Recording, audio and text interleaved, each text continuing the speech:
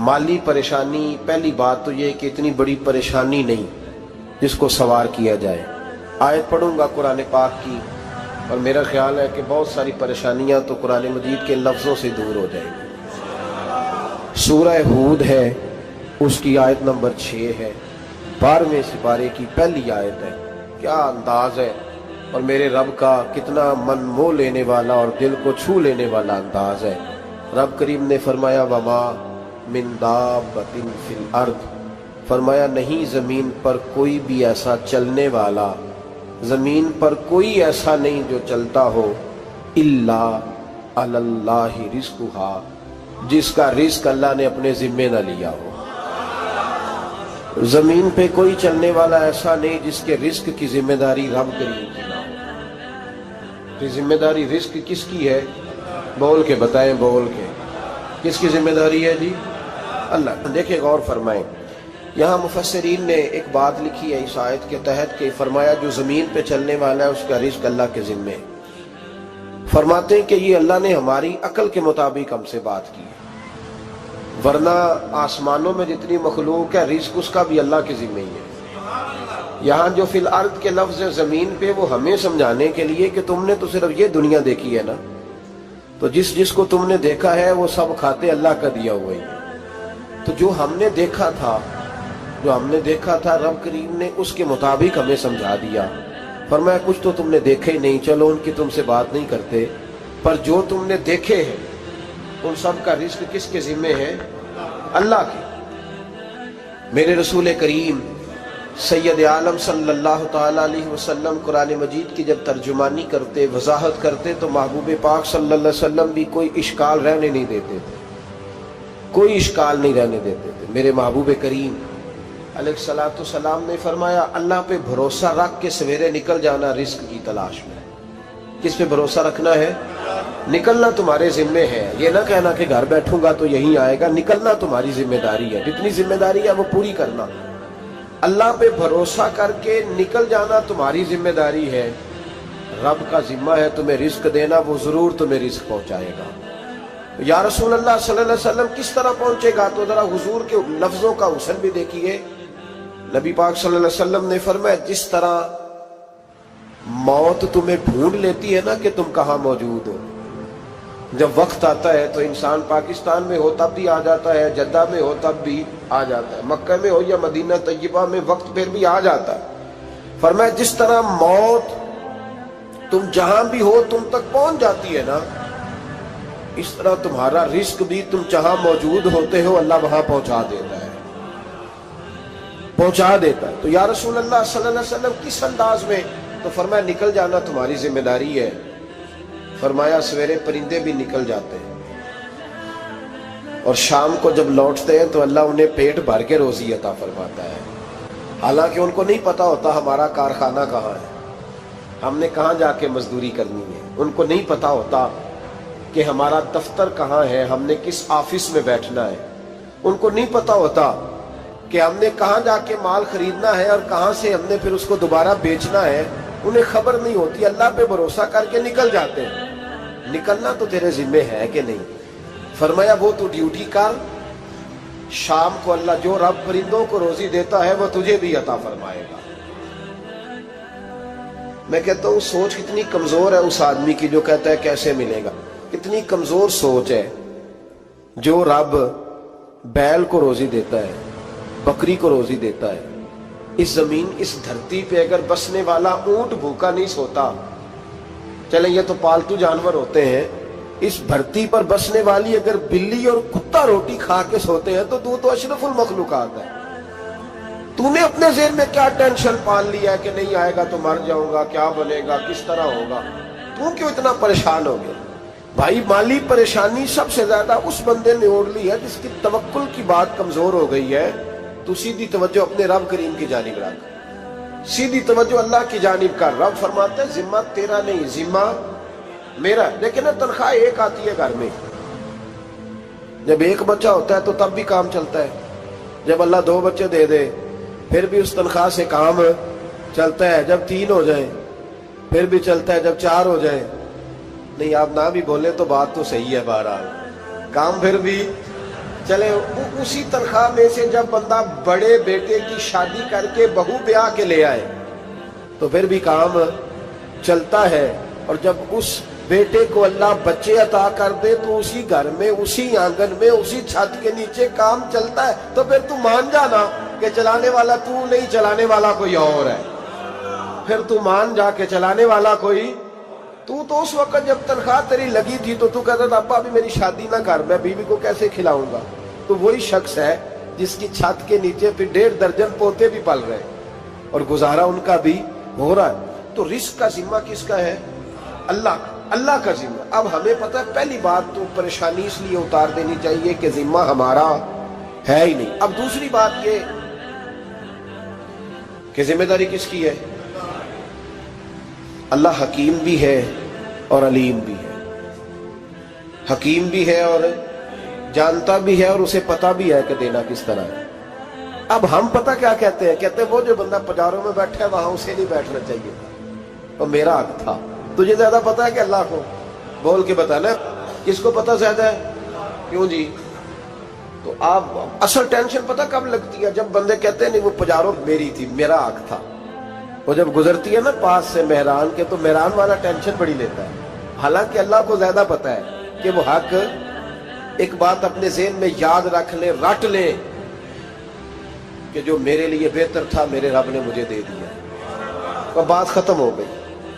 بس وصل اچھا ہے نہ فراق اچھا ہے، یار جس حال میں رکھے وہی حال اچھا ہے۔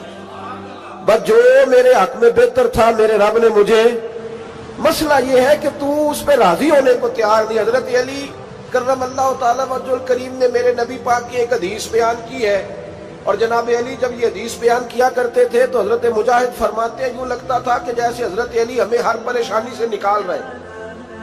مولا علی شیر خدا رضی اللہ تعالیٰ عنہ فرماتے ہیں کہ مجھے میرے نبی پاک صلی اللہ علیہ وسلم نے ایک طریقہ دیا تھا ٹینشن فری ہونے کا۔ آپ فرماتے ہیں مجھے تو بڑا راس آیا ہے، تم بھی اگر کر لو گے تو تمہیں بھی فائدہ دے گا۔ کہا وہ کیا؟ حضرت علی کہنے لگے محبوب علیہ السلام نے فرمایا تھا لوگوں تم اللہ کے دیے ہوئے تھوڑے رزق پہ راضی ہو جاؤ، وہ تمہاری تھوڑی عبادت سے تم سے راضی ہو جایا کرو گا۔ بس تم 2 نفل بھی پڑھو گے تو اللہ راضی ہو جائے گا، تم 1 رکوع بھی سویرے اٹھ کے پڑھو گے تو وہ راضی ہو جائے گا، وہ تمہارے 313 درود شریف سے راضی ہو جائے گا، تم اس کے دیے ہوئے تھوڑے رزق سے راضی ہو جاؤ۔ ٹینشن اس لیے ہوتی ہے کہ ہم راضی نہیں جو اس نے ہمیں دیا ہے۔ وہ حال میں مزید کی جو دوڑ ہے نا، حال میں مزید کی، بے قدرہ کچھ قدر نہ جاتی، کیتی خوب تسلی ہو، دنیا دار پجاری زردے، کتیاں دے گل ٹلی ہو، بک بک روشن اکھیاں تکیو ویک حویلی کلی ہو، تے کوچ نصیر اساں جد کیتی پہ جانی تھر تھلی ہو۔ تو یاد رکھیں یہ جو ہے نا مصیبت کے مال آ کیوں نہیں رہا، وہ سامنے والا پلاٹ میرے گھر کے سامنے ہے گھر کے سامنے، پر رجسٹری میرے نام کیوں نہیں؟ یہ مصیبت سانس نہیں لینے دیتی۔ موٹر سائیکل کھڑی کرتا ہے نا جب آ کے دکان سے روٹی کھانے آتا ہے، دفتر سے گھر آتا ہے، کاروبار سے آتا ہے، تو جہاں موٹر سائیکل کھڑی کرتا ہے وہ ٹینشن بڑی ہے کہ کبھی میری ہو جائے نا یہ والی جگہ تو میں یہاں بھی بورڈ لگاؤں اپنے نام۔ اس نے مالی پریشانی پیدا کی۔ تو جس حال میں ہے، کیونکہ تو نے اپنا یہ حال خود نہیں بنایا، جس نے بنایا ہے وہ بڑا بہتر جانتا تھا کہ تو اسی حال میں اسے اچھا لگتا ہے۔ تو اسے اسی حال میں، ایک بزرگ تھے تو ان کی طبیعت بڑی علیل ہو گئی، بیمار ہو گئے، تو اللہ نے آزمائش دی تو کیڑے پڑ گئے وجود میں۔ ایک کیڑا یہاں سے کھا رہا تھا، اللہ والے بڑے راضی رہتے ہیں اس کی رضا پہ، تو کیڑا یہاں کھا رہا تھا تو نیچے گر گیا، تو بابا جی نے اٹھا کے پھر وہاں رکھ لیا، کہنے لگے جب اس نے تیری ڈیوٹی مجھے کھانے کی لگائی ہے تو میں اس بات پہ راضی ہوں تو نیچے کیوں گرتا ہے؟ بس ٹھیک ہے کھا، جب اس نے تجھے ڈیوٹی جو تیری لگائی۔ سالبہ بن عبد الرحمن ایک صحابی تھے، سالبہ غالباً نبی پاک صلی اللہ علیہ وسلم کی خدمت میں آئے، کہنے لگے یا رسول اللہ صلی اللہ علیہ وسلم غربت بڑی ہے، میرے لیے دعا کریں اللہ زیادہ مال دے۔ تو محبوب صلی اللہ علیہ وسلم نے فرمایا تو جس حال میں اچھا ہے وہ تیرے لیے بہتر ہے، اس میں تو ہے وہی حال تیرے لیے۔ مشکل ہے نا یہ جواب سننا۔ کہتے پیر صاحب فلان جگہ سے تویز آیا، وہاں تو وارے نے آرے ہو گئے، تو آپ کے ہاں؟ تو میں کہتا ہوں یہ تویز دینے والا اگر تویز دے کے امیر بناتا ہے تو پہلے خود کیوں نہیں بنتا؟ یہ خود تو 150 کا تویز بیچ رہا ہے، اپنی بیچارے کی حالت یہ ہے۔ اگر اتنا ہی تویز اس کا چلتا ہوتا تو پہلے 5 جو پجارو اس کے دروازے پہ کھڑی ہو۔ عجیب چکر ہے اور عجیب جگہ لوگ الجھ گئے، سمجھتے ہی نہیں بات کو۔ یا رسول اللہ صلی اللہ علیہ وسلم دعا کر دے تو محبوب نے کیا فرمایا؟ فرمایا تو جس حال میں ہے نا وہ حال تیرے لیے بہتر ہے، اسی میں رہ۔ کہ نہیں حضور دعا کرے۔ فرمایا سال بعد تو باز آ جا۔ حضور دعا کرے۔ فرمایا تو باز آ جا۔ 2-3 دفعہ کا ضد کی، محبوب نے فرمایا جا پھر اللہ تجھے زیادہ پیسے دے گا۔ چند بکریاں خریدی، اتنی برکت ہوئی کہ بکریوں کے ریوڑ بن گئے۔ پھر کچھ بکریاں بیچ کے گائے خرید لی، ان کے بھی ریوڑ ہو۔ پھر کچھ اونٹ اونٹنیاں لے لی، ریوڑ ہی ریوڑ۔ پہلے 5 وقت مسجد میں آتے تھے، اب فجر اور عشاء رہ گئی۔ پھر مال زیادہ ہوا تو مدینے شہر میں کوئی جگہ ہی نہیں، مدینے سے باہر حویلی خریدی، پھر جمعہ ہی رہ گیا۔ جمعے کے جمعے آتے، زکوٰۃ کا حکم آیا۔ میرے نبی کریم علیہ السلام نے حضرت ابو ہریرہ کو بھیجا، فرمایا جا اسے کہہ تیری زکوٰۃ بنتی ہے 2.5%۔ 10 کروڑ روپیہ ہو تو کتنی زکوٰۃ بنتی؟ بھئی 1 کروڑ کی 2.5 لاکھ ہوئی نا، تو 10 کروڑ کی کتنی ہوئی؟ تو بڑی مصیبت ہے جب بینک سے میسج آتا ہے نا کہ 25 لاکھ نکل گیا تیرے اکاؤنٹ سے، بہت بڑی مصیبت، بڑی ٹینشن ہوتی ہے۔ ایک صاحب میرے پاس آئے، ان کی زمین اچانک مہنگی ہو گئی، اچانک پہلے کچھ 15-16 لاکھ کی ایکڑ زمین تھی، پھر وہ کروڑ کی ہو گئی۔ تو میرے پاس آئے، کہنے لگے وہ 10 کروڑ روپے بنتے ہیں تو زکوٰۃ، تو میں نے کہا آپ نے کیا کیا؟ زری زمین پہ عشر آتا ہے، اس پہ زکوٰۃ نہیں آتی، تو آپ نے کیا کیا؟ کہنے لگے وہ کچھ سوسائٹی کے رول کے مطابق میں نے فائلیں وغیرہ لے لی ہیں، اب میں نا کبھی موقع آئے گا تو ان کو بیچوں گا۔ تو میں نے کہا اب تو آپ کا یہ مال ہو گیا بزنس کا، تو اب تو اس پہ زکوٰۃ آئے گی۔ 10 کروڑ پہ جب 25 لاکھ سنا تو کہنے لگے فوراً دینی پڑتی ہے کہ تھوڑی تھوڑی سے بھی کام چل جاتا ہے؟ تو میں ان کا چہرہ دیکھنے لگا، میں نے کہا نہیں وہ تو آپ کو پتہ ہے، ویسے حضرت عمر فرمایا کرتے تھے بانٹ کے نہ دو، کوشش کرو کسی ایک کو ہی دو، چلو کسی کا تو کچھ بن جائے، تو ایک کو ہی دینی چاہیے۔ کہنے لگے تو مطلب یہ ایسا ہی حکم ہے؟ میں نے کہا آپ کسی اور سے تحقیق کر لیں۔ اب یہ بھائی لیتے وقت نہیں تجھے ٹینشن ہوئی کہ 15 لاکھ کا کروڑ ہو گیا، تو اس وقت کبھی تو نے کہا کہ یا اللہ تو یہ کیسی سوچ ہے مسلمان، کس طرح کا اس کا؟ ہمارے ہاں جب کسی آدمی پہ حالات خراب ہوتے ہیں نا تو سب سے پہلے وہ اس طرح کرتا ہے کہ جو میں کہیں اللہ کے رستے میں دیتا ہوں پہلے اسے بند کروں۔ جس رستے تجھے آ رہا تھا پہلے تو نے وہ رستہ بلاک کیا۔ حضرت اسماء بنت ابی بکر صدیق کہتی ہیں میں حضور کو مسجد کے لیے، ادارے کے لیے، صحابہ صفہ کے لیے کچھ دے رہی تھی، تو میں نے گننا شروع کیا تو حضور مسکرانے لگے۔ حضور مسکراتے کیوں ہیں؟ تو فرمانے لگی، محبوب فرمانے لگے اسماء اللہ کے رستے میں گن گن کے نہ دیا کر، ورنہ وہ بھی تجھے گن گن کے دے گا، تو اس کے رستے میں بے حساب دے، وہ بھی تجھے بے حساب ہی عطا فرمائے۔ لیکن پہلے یہ والا پہلے دروازہ بند کرو، یہاں سے پیسے ختم ہو رہے ہیں، تو اس طرح کرنا بھائی۔ اس دفعہ سوٹ ذرا گرمیوں والے نہ خرید، لیکن جو تو اللہ کے رستے میں دے رہا ہے اسے دیتا رہے، لیکن ہم اپنا نقصان کرتے ہیں، زیادتی کرتے ہیں اپنے ساتھ۔ میں نے آپ کو پہلے بھی بتایا تھا پیار کی بولی ہے، پھر بولتا ہوں۔ ایک بڑے بڑے پیار والے دوست ہیں، ایک دفعہ مجھے کہنے لگے کہ آپ کئی دفعہ اعلان کرتے ہیں تو مجھے اچھا نہیں لگتا، اور آپ ادارہ بھی بہت زیادہ بننے والا ہے، بڑی چیزیں میں دیکھتا ہوں جو ہوں تو بڑا نظام اچھا ہو جائے، آپ دعا کریں اللہ مجھے پیسے دے تو میں بڑے سارے خرچ کروں گا اس کے رستے میں۔ تو میں نے کہا یا اللہ اسے 10 کروڑ دے، یہ 9.5 کروڑ تیرے رستے میں دے دے گا۔ تو چپ کر گیا، جس طرح آپ نہیں کر گئے سارے، چپ کر گیا وہ بھی۔ اس نے کہا جی نہیں جی انشاءاللہ کریں گے۔ تو میں کیا پلیا جی دعا پہ ہوں دیا، ابھی تو وہ آئیں گے تو تب دیکھی جائے گی، تو یہیں اڑ گیا ہے۔ یعنی 9.5 کروڑ اللہ کے رستے میں خرچ کرنے کی دعا پہ بھی آمین کوئی نہیں کہتا کہ چلو آمین ہی کہہ دیں۔ تو میں کہا تینوں تے 50 لاکھ بچتا سی پیا، لیکن تو اس سودے پہ تیار ہے۔ جب یہ سوچ ہوتی ہے، یہ غلط سوچ ہے، یہ بات تو اگر تے مسکرانے والی، لیکن یہ سوچ صحیح نہیں۔ حضرت عثمان غنی رضی اللہ تعالیٰ عنہ کہتے ہیں جس وقت نبی پاک صلی اللہ علیہ وسلم نے اعلان کیا نا جنگ کے موقع پر کہ 800 سپاہیوں کا خرچہ چاہیے، کہتے ہیں میرے پاس 600 کا تھا۔ یہاں ایک روایت میں حضور نے 1000 کا اعلان کیا تو میرے پاس 800 کا تھا۔ جب 2-3 دفعہ نبی پاک نے اعلان کیا تو کہتے ہیں میں نے کھڑے ہو کے کہا یا رسول اللہ پورا 800 میری طرف سے۔ کہتے میں نے 200 سپاہی کا خرچہ ادھار اٹھایا لیکن پورے 2 مہینے نہیں گزرے تھے، رب کریم نے مجھے کئی گنا کر کے پیسے واپس عطا فرما دیے۔ پر بات تو یہ ہے کہ تیری وہاں لو لگی ہو، تو تجارت کرتا ہے ان لوگوں کے ساتھ جو کیا دے سکتے۔ تو سالبہ کے پاس حضور نے پیغام بھیجا، پہلے تو کہا تیرے لیے بہتر نہیں مال، جب اصرار کیا تو اب بڑی برکت ہو گئی، بڑا آیا تو فرمایا زکوٰۃ دے، 2.5% زکوٰۃ ہے۔ اب جب سوچا کہ 5 اونٹوں پہ ایک بکری جائے گی اور بڑا سارا مجھے دینا پڑے گا، اب جب غور کیا تو یہ تو نہ کہا کہ میں نہیں دیتا۔ حضرت ابو ہریرہ سے کہنے لگے نبی کریم علیہ السلام کی خدمت میں عرض کرنا کہ میں خود آؤں گا۔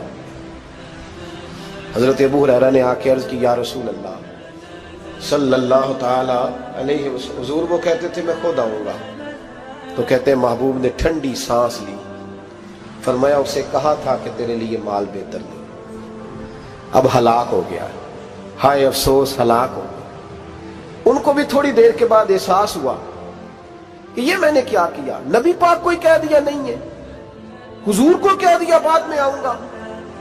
اب دوڑے آئے، عرض کی حضور میں سارا کچھ لے کے آئے ہوں، قبول کر لیں۔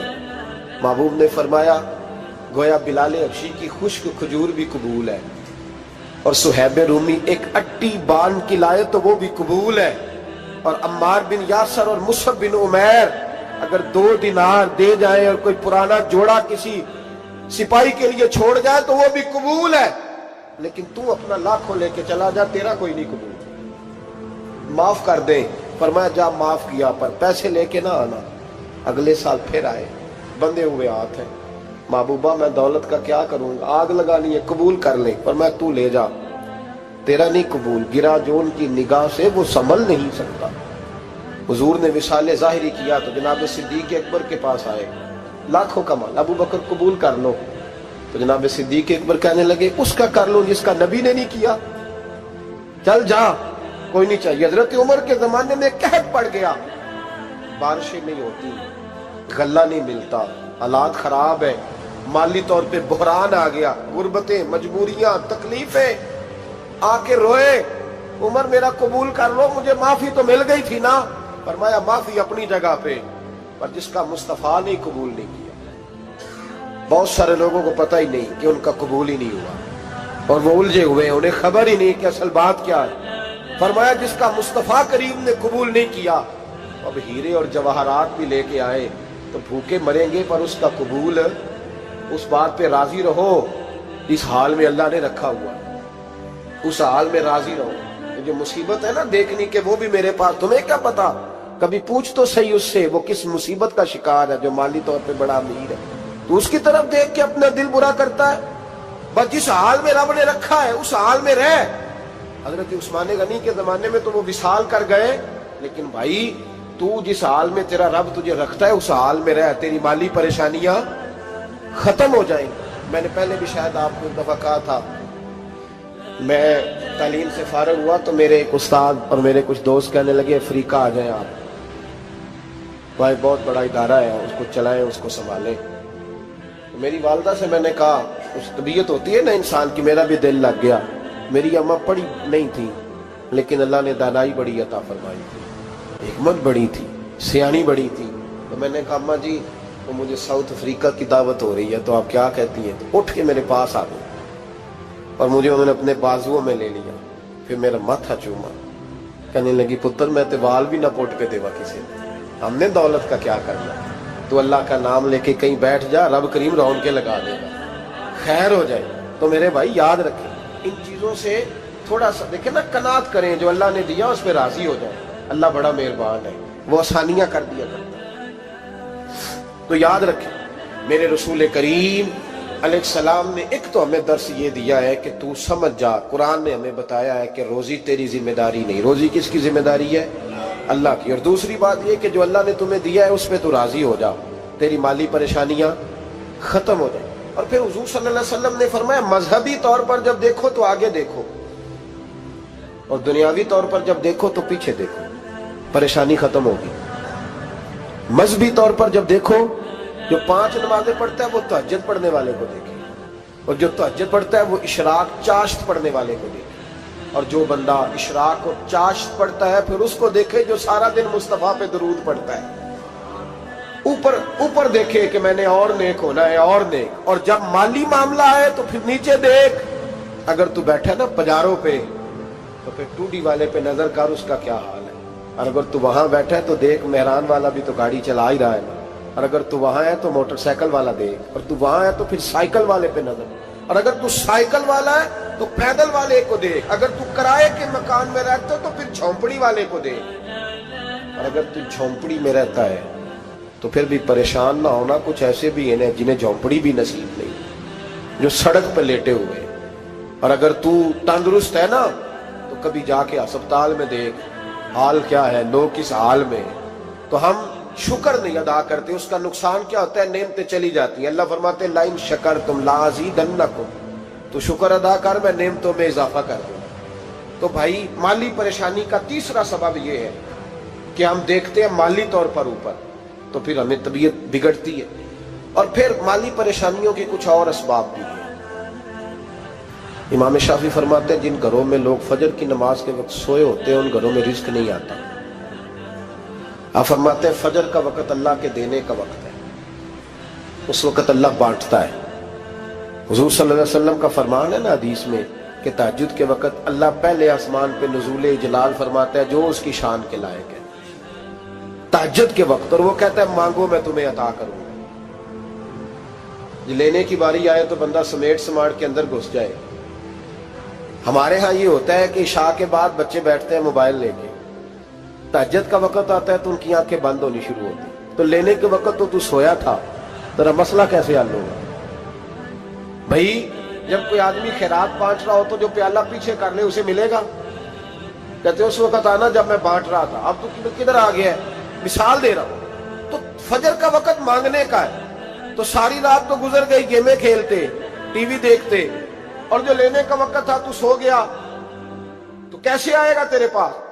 تو اٹھے سویرے بندوں سے مانگ کے دیکھ لیا، بڑی عزتیں خراب ہوئی. فجر کا وقت اٹھ کے جھولی پھیلائے. میرے رسول پاک علیہ السلام فرماتے ہیں، رب فرماتے ہیں جب بندے میرے آگے جھولی پھیلاتے ہیں مجھے شرم آتی ہے. کسے چومے یار گلاب تائیں، کسے جا کے کلی نو چومیا ہے، کسے چومیا یار دی چوکھٹ نو،